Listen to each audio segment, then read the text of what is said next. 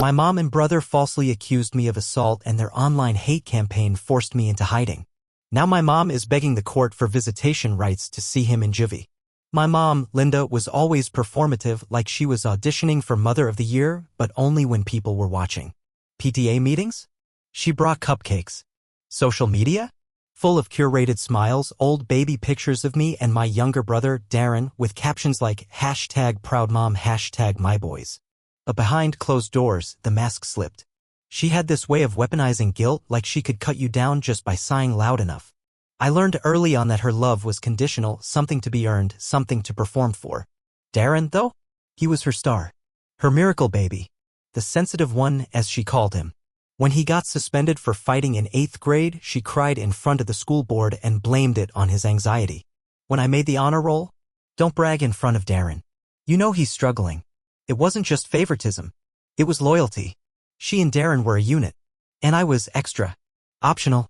Still, I stuck around. I helped pay bills when I got my first job. I tutored Darren through high school.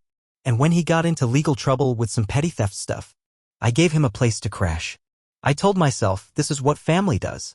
I didn't realize I was setting myself up for the most brutal betrayal of my life. It started with a lie. A calculated one. One night, Darren shows up at my apartment all shaky and pale. Says he needs a place to crash. I don't ask questions, I just say yes. The next morning, there's yelling downstairs. He's fighting with a girl in the parking lot. I try to stay out of it, but when I come down, she's screaming that he hit her. I tell them both to leave. 2 days later, a post goes viral on Facebook. A long, detailed story, anonymous at first, about how I supposedly assaulted Darren during a mental health crisis and threatened our mom when she tried to intervene. The tone is all faux concern. Protecting my family means exposing abuse even when it hurts. It's signed Linda T. Yeah, my mom. Then Darren jumps in.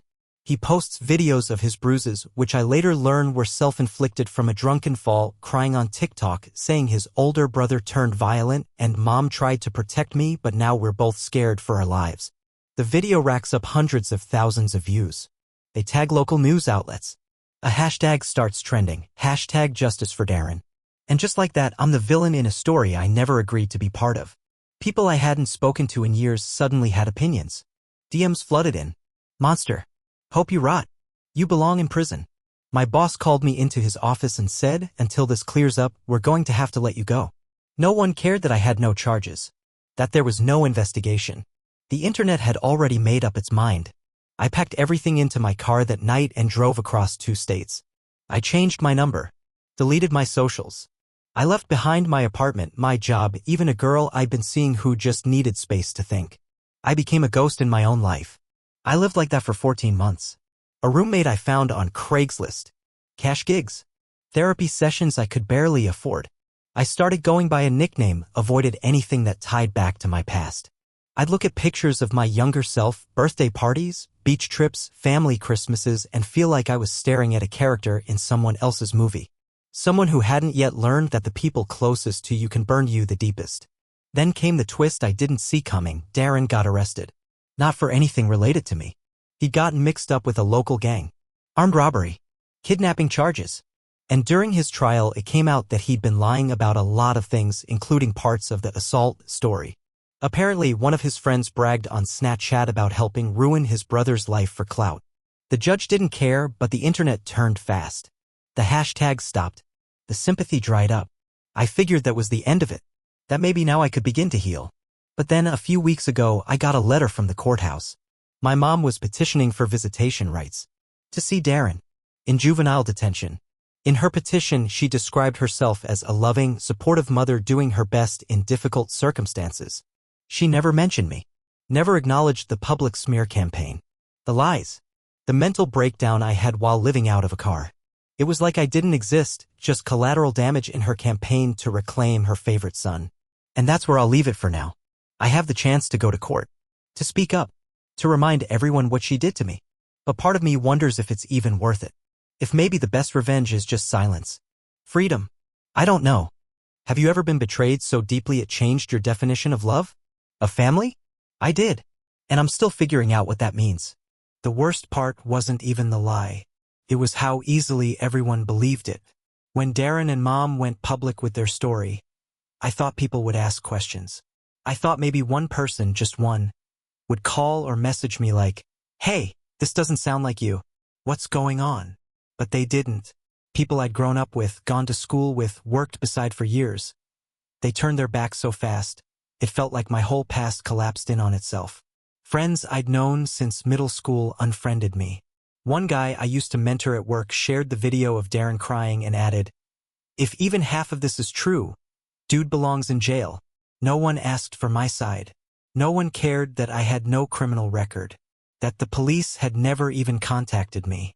It started with Facebook and Reddit, then Twitter and TikTok. Mom had this carefully crafted image online.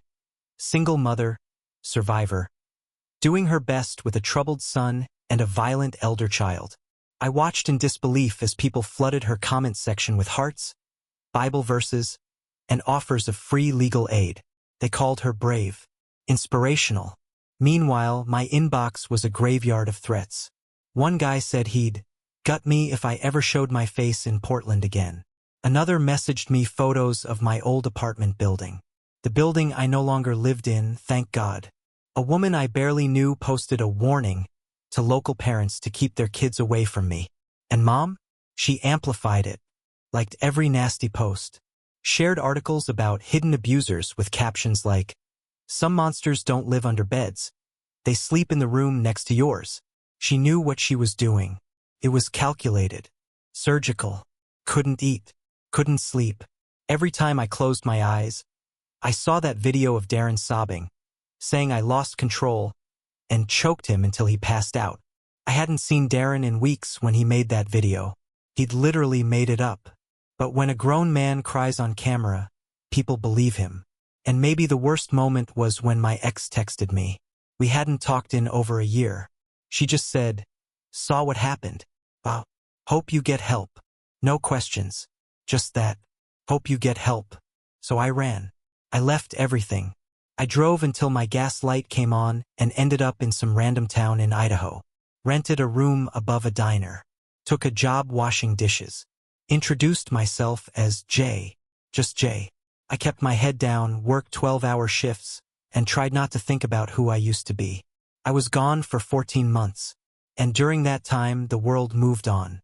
Darren spiraled. He got arrested in a liquor store parking lot after pistol whipping a kid over a botched drug deal. The local news covered it for 2 nights, then forgot.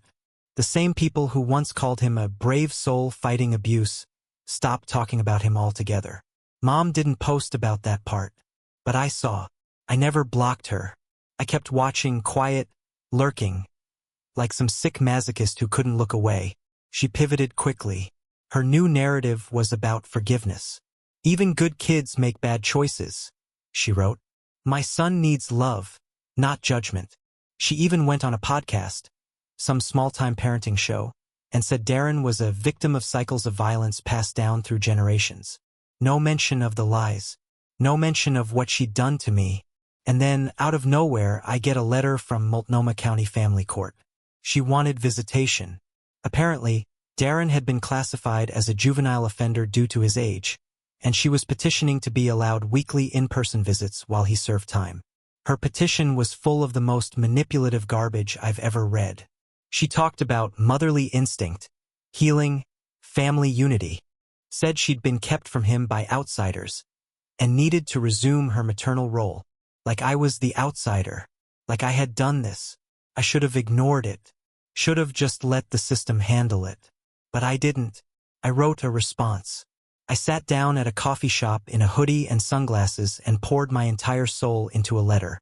I outlined the lies, the viral posts, the breakdown I had while living in a roach-infested motel in Spokane. I attached screenshots of the messages she shared, the threats I got, the public humiliation. I told the court she hadn't just burned bridges. She launched nukes.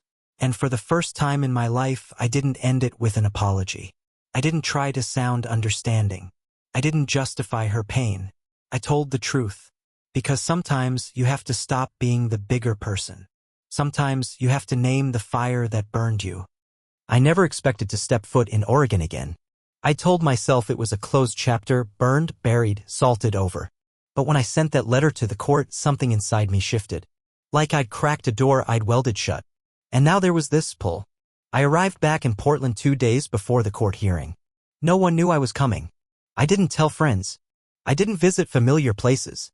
I booked a cheap motel on the outskirts of town, the kind where you check in behind bulletproof glass, and spent the first night just walking. Not toward anything. Just walking.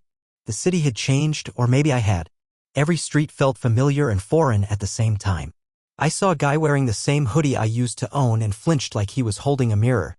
The morning of the hearing, I wore the only suit I owned. It didn't fit quite right anymore. I'd lost weight. My therapist, yes, I finally got one, had warned me about this moment. You're not going for revenge, she said. You're going for truth. That's a very different thing.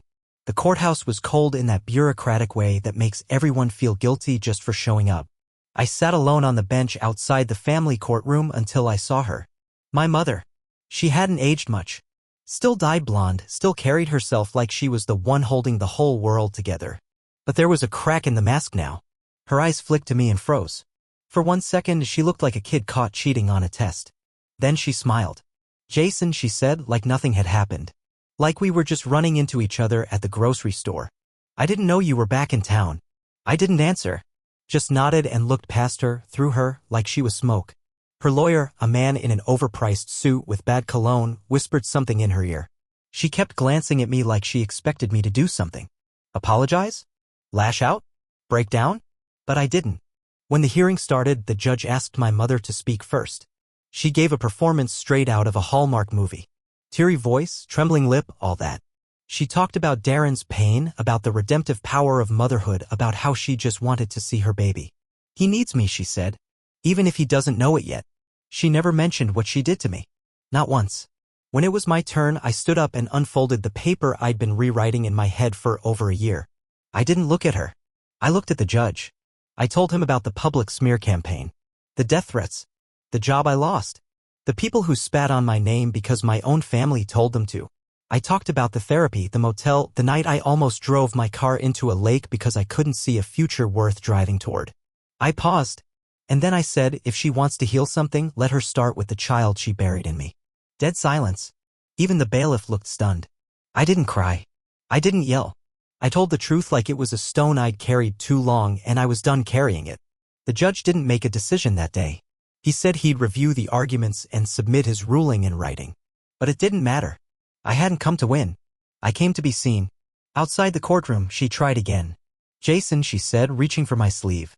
I never meant for it to go that far. Your brother was struggling and I was trying to protect him. I lost control of the narrative. The narrative. That's what it was to her. A story. A brand. I looked her dead in the eyes and said, you didn't just lose control of the story. You rewrote the hero into a villain and called it love. She didn't follow me out. Didn't call after me. And that silence? That was the first peace I'd felt in years. I walked out of that courthouse lighter than I'd been in a long time. Not healed. Not whole. But real. For the first time, real. 2 weeks later, I got the court's decision in the mail. It was a Tuesday. I remember because I'd just gotten home from my new job, nothing fancy, just warehouse work, but honest, and the envelope was waiting in the mailbox, sitting between a grocery ad and a utilities bill like it was just another piece of regular life. The judge had denied her petition. Flat out. He cited a history of manipulative behavior, failure to acknowledge prior harm done to the petitioner, and potential emotional disruption to the minor.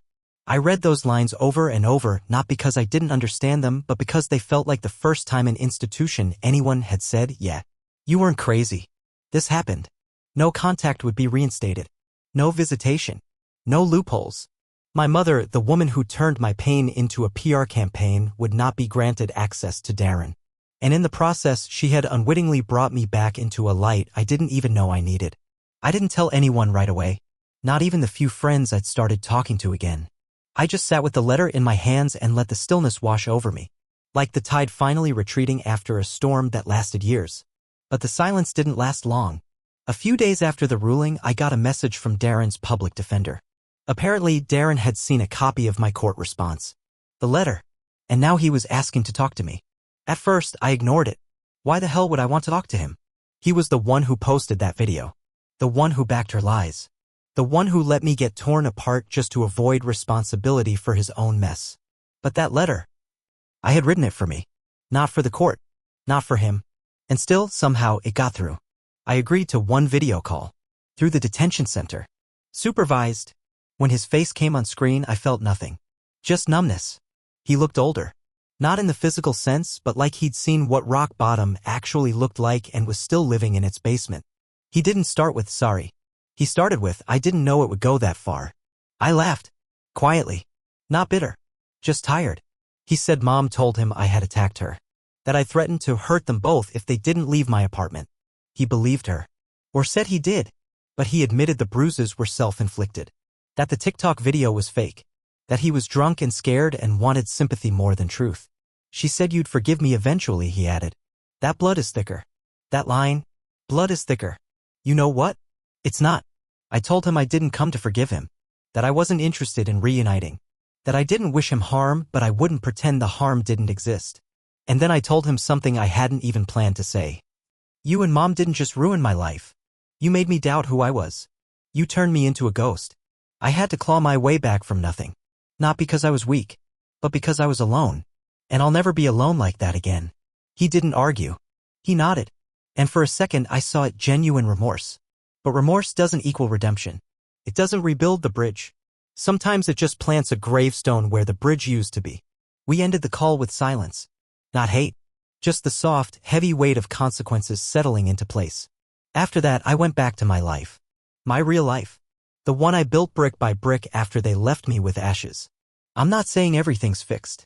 I still wake up some nights thinking I hear my phone buzzing with new threats. I still flinch when someone says my name too loud in public. But I also laugh now. I show up for myself. I make plans again. I even met someone. Her name's Kelsey. She's kind. Gentle in a way that feels safe, not smothering. I haven't told her everything yet, but she knows some. And when she asks about my family, I just say they're not in the picture. It's better that way. Because sometimes family isn't who raised you. It's who stood beside you when everything collapsed.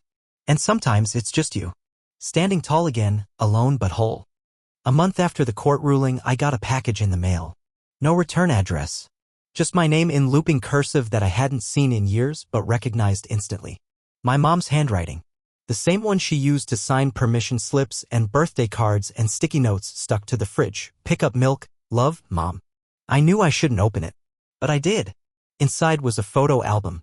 Not new, not even something she put together for this moment. It was old. Faded corners, plastic sleeves yellowing, the kind of thing that lived under beds and only came out during family reunions. Every photo was of me. Me as a toddler eating cake with frosting all over my face. Me on my first day of school holding up a crumpled sign that read first grade. Me in high school, awkward and lanky, holding a science fair ribbon I'd forgotten I'd won. On the very last page, there was a note. You were always the strong one. I just didn't know how to love you the way you needed. I see that now. I hope one day you'll remember these times and not just the bad ones. I hope you'll find your way back to us. Mom. Us. Like there was still an us to return to. Like the scorched earth could be replanted just by gluing some pictures together. I almost threw it away. Almost. But instead, I put it in the back of my closet beneath a box of tax documents and winter clothes. Somewhere far enough away I wouldn't see it unless I was looking for it. A ghost in storage. That night I dreamed of our old house. Of her yelling down the stairs, dinner's ready, and me pretending not to hear. Of Darren blasting music in the room next door, trying to drown out the silence between us. Of me locking my door, not for privacy, but for peace. When I woke up, I felt like I'd swallowed a stone. Here's the thing people don't tell you about surviving family betrayal. Sometimes grief shows up late. It doesn't hit you in the moment because you're too busy fighting, escaping, surviving. But once the dust settles, once the courtroom's empty and the verdict's been read, what's left is this heavy, slow ache for the family you should have had. I grieved like someone had died. Because in a way, they had. I started writing more after that. Journaling, mostly. Therapy helped, but writing let me talk to the version of myself I'd abandoned. The kid who believed that love meant sacrifice. That if you just did everything right, they'd come around. He didn't die in the fire. He crawled out too. Scorched, sure, but alive.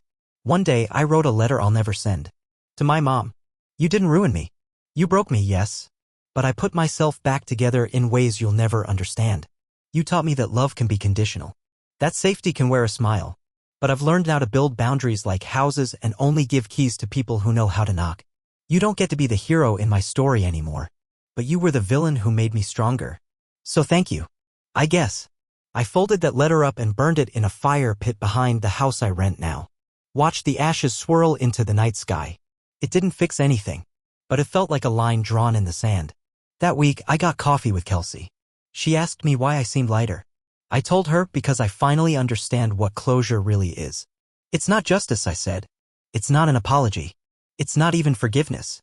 It's deciding the story is over even if they keep trying to rewrite the ending. She nodded like she knew exactly what I meant. And then she said, good, because you deserve a better chapter next.